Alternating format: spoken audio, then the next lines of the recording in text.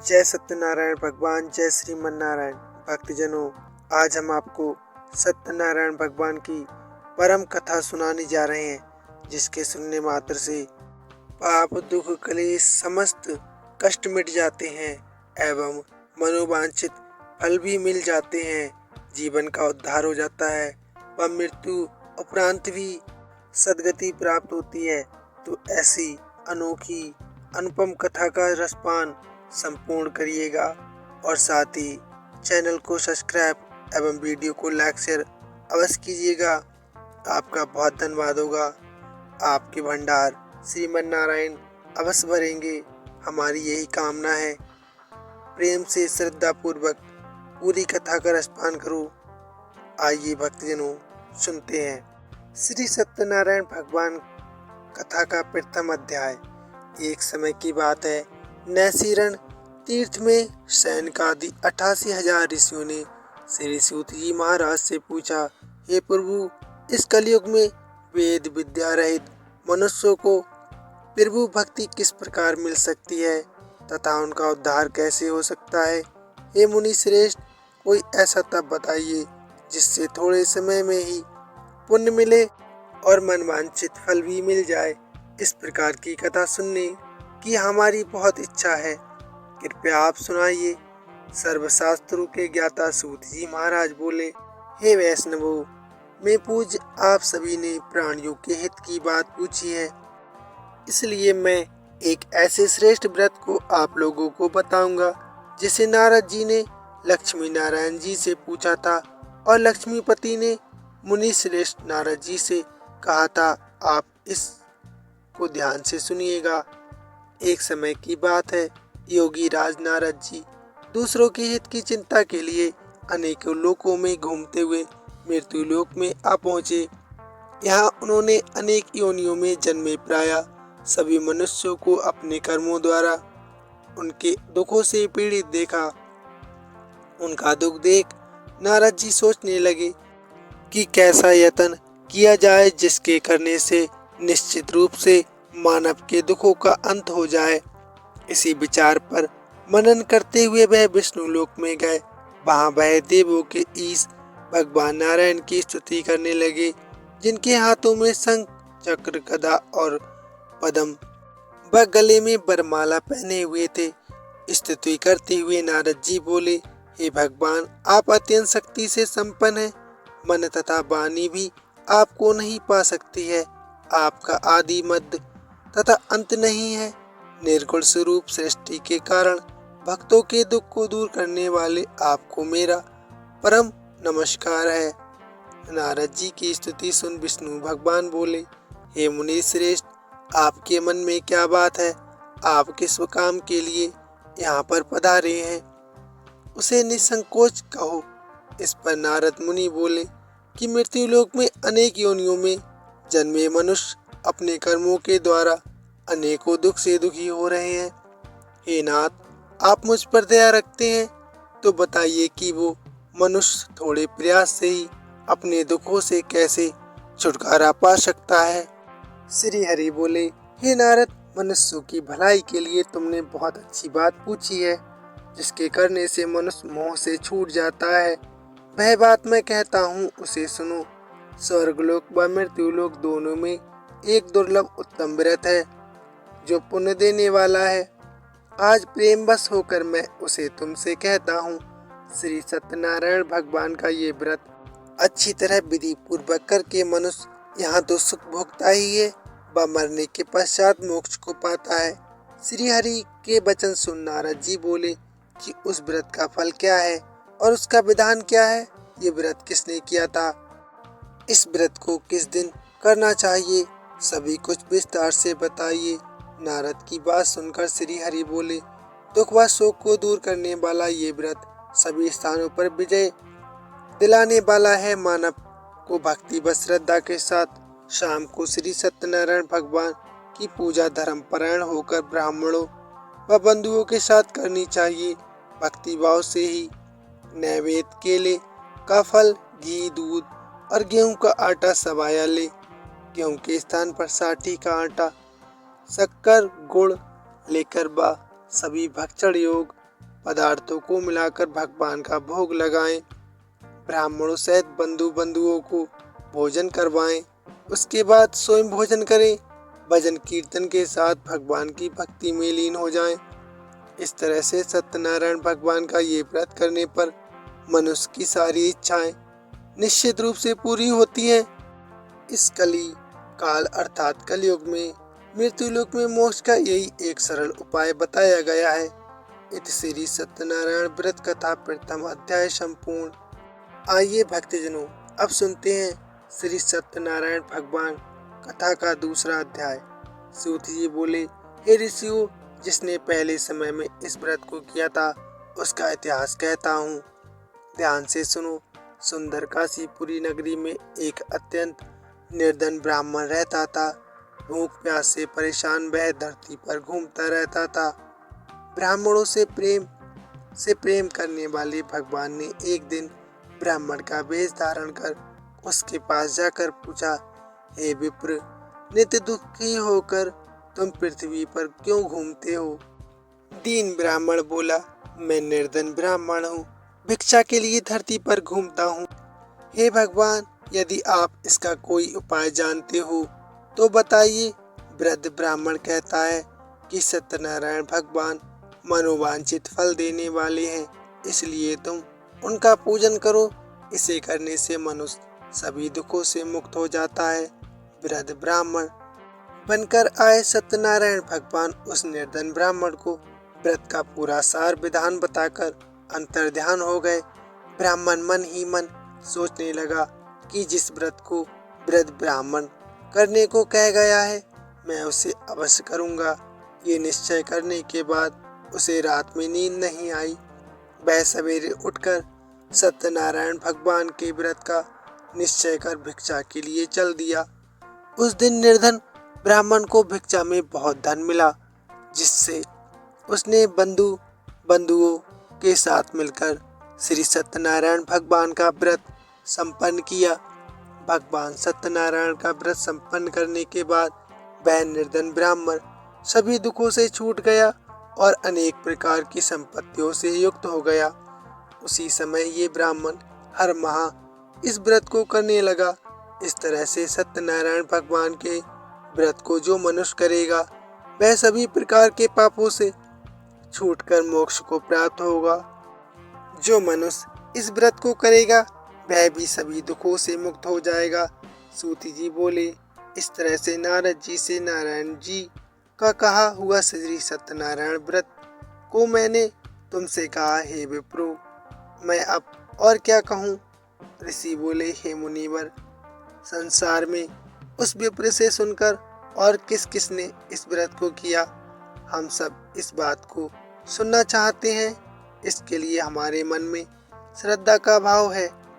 सूत जी बोले, हे मुनियों, जिसने इस व्रत को किया वह सब सुनो। एक समय वही विप्र धन व ऐश्वर्य के अनुसार अपने बंधुओं के साथ इस व्रत को करने को तैयार हुआ। उसी समय एक लकड़ी बेचने वाला बूढ़ा आदमी आया और लकड़ियां बाहर रखकर अंदर ब्राह्मण के घर में गया। प्यास से दुखी वह लकड़हारा उनको व्रत करते देख विप्र को नमस्कार कर पूछने लगा कि आप ये क्या कर रहे हैं तथा इसे करने से क्या फल मिलेगा, कृपया मुझे भी बताइए। ब्राह्मण ने कहा, सब मनोकामनाएं को पूरा करने वाला ये सत्यनारायण भगवान का व्रत है। इनकी कृपा से ही मेरे घर में धन दान आदि की वृद्धि हुई है। विप्र से सत्यनारायण व्रत के बारे में जानकर लकड़हारा बहुत प्रसन्न हुआ। चरणामृत लेकर व प्रसाद खाने के बाद वह अपने घर गया। लकड़हारे ने अपने मन में संकल्प कर लिया कि वह भी सत्यनारायण भगवान की कथा अवश्य करेगा। आज लकड़ी बेचने से मुझे जो धन मिलेगा मैं उससे श्री सत्यनारायण भगवान का उत्तम व्रत करूंगा। मन में इस विचार को ले बूढ़ा आदमी सिर पर लकड़ियां रख उस नगर में बेचने गया जहां धनी लोग ज्यादा रहते थे। उस नगर में उसे अपनी लकड़ियों का दाम पहले से 4 गुना अधिक मिलता है। बूढ़ा प्रसन्नता के साथ दाम लेकर केले, शक्कर, घी दूध, दही और गेहूं का आटा ले और सत्यनारायण भगवान के व्रत के अन्य सामग्रियां लेकर अपने घर गया। वहां उसने अपने बंधुओं को बुलाकर विधि विधान से सत्यनारायण भगवान का पूजन और व्रत किया। इस व्रत के प्रभाव से वह बूढ़ा लकड़हारा धन, पुत्र आदि से युक्त होकर संसार के समस्त सुख भोग अंतकाल में वैकुंठ धाम चला गया। इति श्री सत्यनारायण व्रत कथा द्वितीय अध्याय संपूर्ण। आइए भक्तजनों, अब सुनते हैं तृतीय अध्याय। सूत जी बोले, हे श्रेष्ठ मुनियों, अब आगे की कथा कहता हूँ। पहले समय में उल्कामुख नाम का एक बुद्धिमान राजा था। वह सत्यवक्ता और जितेंद्रिय था। प्रतिदिन देव स्थानों पर जाता और निर्धनों को धन देकर उनको कष्ट दूर करता था।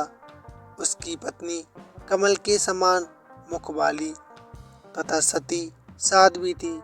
भद्रशिला नदी के तट पर उन दोनों ने श्री सत्यनारायण भगवान का व्रत किया। उसी समय साधु नाम का एक वैश्य आया। उसके पास व्यापार करने के लिए बहुत सा धन भी था। राजा को व्रत करते देखकर वह विनय के साथ पूछने लगा, हे राजन, भक्ति भाव से पूर्ण होकर आप ये क्या कर रहे हैं?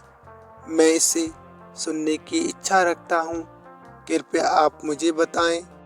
राजा बोला, हे साधु, अपने बंधुओं के साथ पुत्र आदि की प्राप्ति के लिए एक महाशक्तिमान श्री सत्यनारायण भगवान का व्रत व पूजन कर रहा हूँ।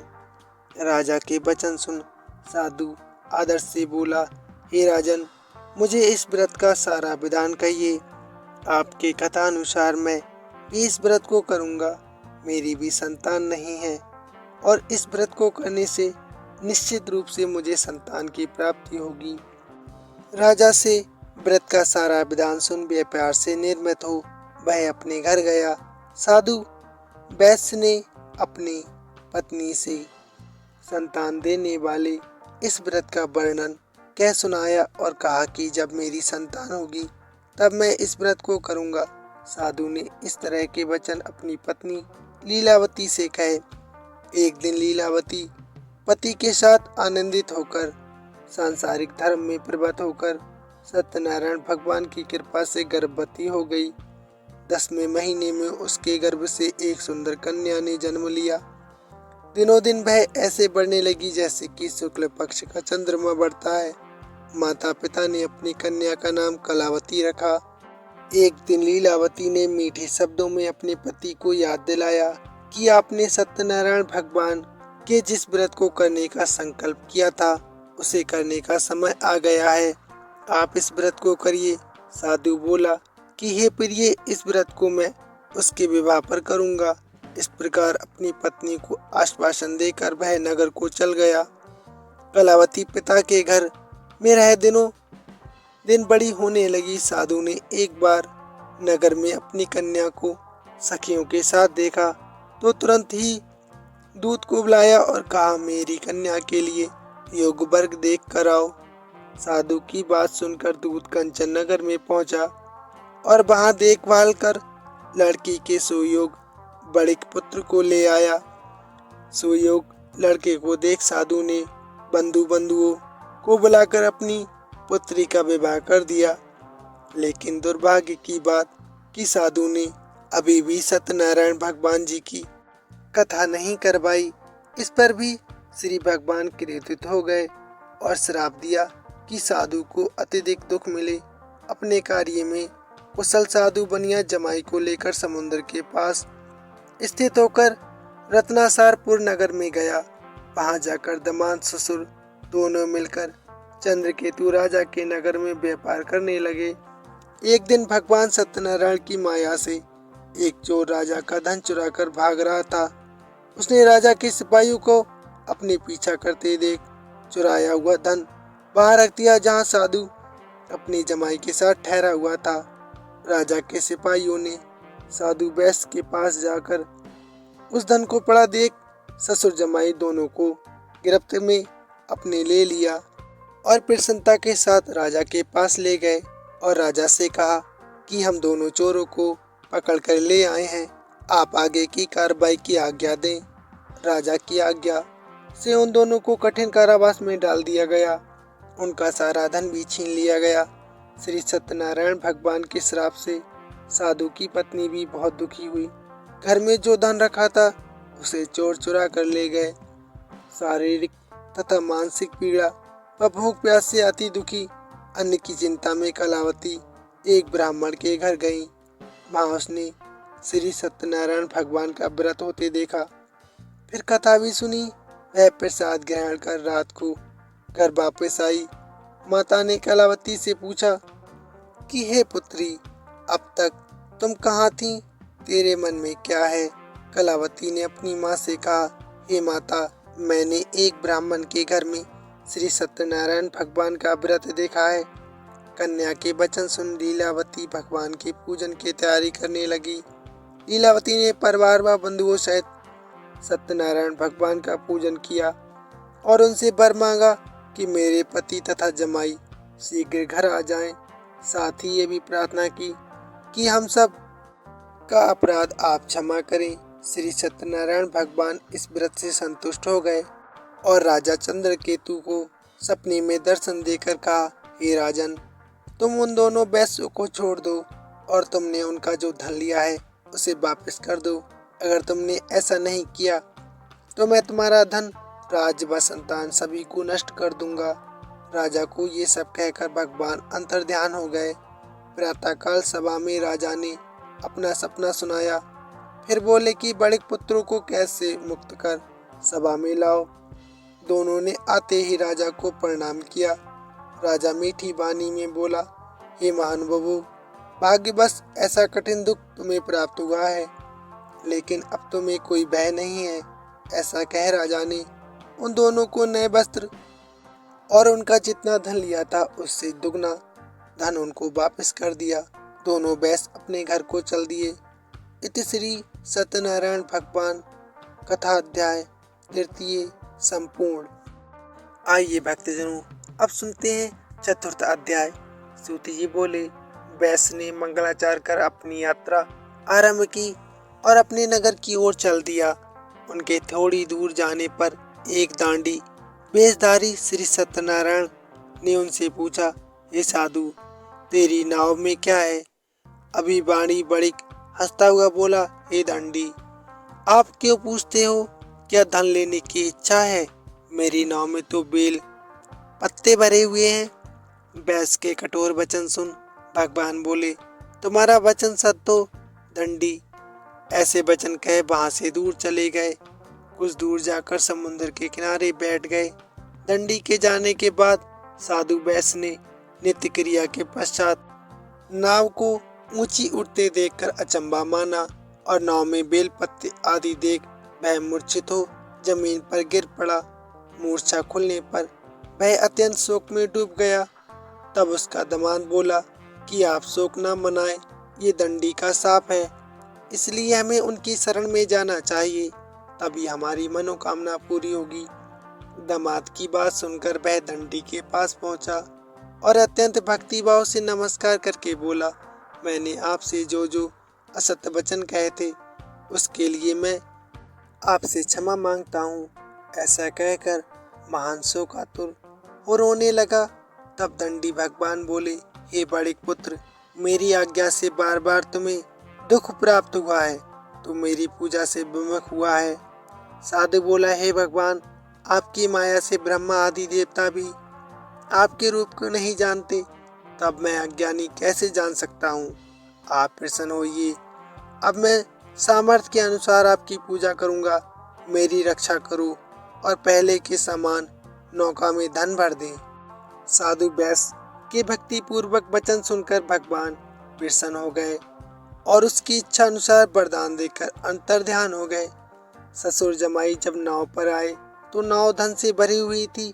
फिर वही अपने अन्य साथियों के साथ सत्यनारायण भगवान का पूजन कर अपने नगर को चल दिए। जब नगर के नजदीक पहुंचे तो दूत को घर पर खबर करने के लिए भेज दिया। दूत साधु की पत्नी को प्रणाम कर कहता है कि मालिक अपने दामाद सहित नगर के निकट आ गए हैं। दूत की बात सुन साधु की पत्नी लीलावती ने बड़े हर्ष के साथ सत्यनारायण भगवान का पूजन कर अपनी पुत्री कलावती से कहा कि मैं अपने पति के दर्शन को जाती हूँ, तो कार्य पूर्ण कर शीघ्र आ जाना। माता के ऐसे वचन सुन कलावती जल्दी में प्रसाद छोड़ अपने पति के पास चली गई। प्रसाद की अवज्ञा के कारण श्री सत्यनारायण भगवान रुष्ट हो गए और नाव सहित उसके पति को पानी में डुबो दिया। कलावती अपने पति को बहा ना पाकर रोती हुई जमीन पर गिर गई। नौका को डूबा हुआ देख व कन्या को रोता देख साधु दुखी होकर बोला कि हे प्रभु, मुझसे तथा मेरे परिवार से जो भूल हुई है उसे क्षमा कर दो। साधु के दीन वचन सुनकर सत्यनारायण भगवान जी प्रसन्न हो गए और आकाशवाणी हुई, हे साधु, तेरी कन्या मेरे प्रसाद को छोड़कर आई है, इसलिए उसका पति अदृश्य हो गया है। यदि वह घर जाकर प्रसाद खाकर लौटती है तो इसे इसका पति अवश्य मिलेगा। ऐसी आकाशवाणी सुन कलावती घर पहुंचकर प्रसाद ग्रहण करती है और फिर आकर अपने पति के दर्शन करती है। उसके बाद साधु अपने बंधुओं सहित श्री सत्यनारायण भगवान का विधि विधान से पूजन करता है तथा इस लोक से सुख भोग कर वह अंत में स्वर्ग को प्राप्त होता है। इति श्री सत्यनारायण व्रत कथा चतुर्थ अध्याय संपूर्ण। आइए भक्तजनों, अब सुनते हैं अंतिम अध्याय अर्थात पंचम अध्याय। सूत जी बोले, हे ऋषियों, मैं और भी एक कथा सुनाता हूँ, उसे भी ध्यान पूर्वक सुनो। प्रजा पालन में लीन तुंगध्वज नाम का एक राजा था। उसने भी भगवान का प्रसाद त्याग कर बहुत ही दुख सहन किए थे। एक बार वन में जाकर वन पशुओं को मारकर वह एक बड़ पेड़ के नीचे आया। वहां उसने ग्वालों को भक्ति भाव से अपने बंधुओं सहित सत्यनारायण भगवान का पूजन करते देखा। अभिमान बस राजा ने उन्हें देखकर भी पूजा स्थान में नहीं गया और ना ही उसने भगवान को नमस्कार किया। ग्वालों ने राजा को प्रसाद दिया, लेकिन उसने वह प्रसाद नहीं खाया और प्रसाद को वहीं छोड़कर अपने नगर को चल दिया। जब वह नगर में पहुंचा तो वहां सब कुछ तहस नहस हुआ पाया तो वह शीघ्र ही समझ गया कि ये सब भगवान ने ही किया है। वह द्वारा ग्वालों के पास पहुंचा और विधि पूर्वक पूजा कर प्रसाद खाया तो श्री सत्यनारायण भगवान की कृपा से सब कुछ पहले जैसे हो गया। दीर्घ काल तक सुख भोगने के बाद मरने के पश्चात उसने भी स्वर्गलोक की प्राप्ति की। जो मनुष्य परम दुर्लभ इस व्रत को करेगा तो भगवान सत्यनारायण भगवान की अनुकंपा से उसे धन दान की प्राप्ति होगी। निर्धन धनी हो जाता है और भय मुक्त जीवन जीता है। संतानहीन मनुष्य को संतान सुख मिलता है और सारे मनोरथ पूर्ण होने पर मानव अंतकाल में वैकुंठ धाम को जाता है। सूत जी महाराज बोले, जिन्होंने पहले इस व्रत को किया है, अब उनके दूसरे जन्म की कथा कहता हूँ। व्रत सतानंद ब्राह्मण ने सुदामा का जन्म लेकर मोक्ष की प्राप्ति की। लकड़हारे ने अगले जन्म में निषाद बनकर मोक्ष प्राप्त किया। उल्का मुख नाम का राजा दशरथ होकर बैकुंठ को गए। साधु नाम के वैश्य ने मोरध्वज बनकर अपने पुत्र को आरे से चीरकर मोक्ष को पाया। महाराज तुंगध्वज ने स्वयंभू होकर भगवान में भक्ति युक्त हो कर्म कर मोक्ष को पाया। इत श्री सत्यनारायण व्रत कथा का पंचम अध्याय संपूर्ण। प्रेम से बोलिए जय श्रीमन नारायण, भजमन नारायण, श्री सत्यनारायण भगवान की जय। तो प्रिय भक्तजनों, आप भी श्री सत्यनारायण भगवान का व्रत सच्चे मन, सच्ची निष्ठा व पूरी विधि विधान से कीजिएगा, जिसके करने मात्र से आपके समस्त पापों का नाश होगा व आपकी गृहस्थी में समस्त कलेशों का नाश होगा। आपके जीवन में खुशहाली आएगी, धन धान की पूर्ति होगी, सुख सौभाग्य की प्राप्ति होगी। तो सब मिलकर बोलिए जय श्री सत्यनारायण भगवान। धन्यवाद।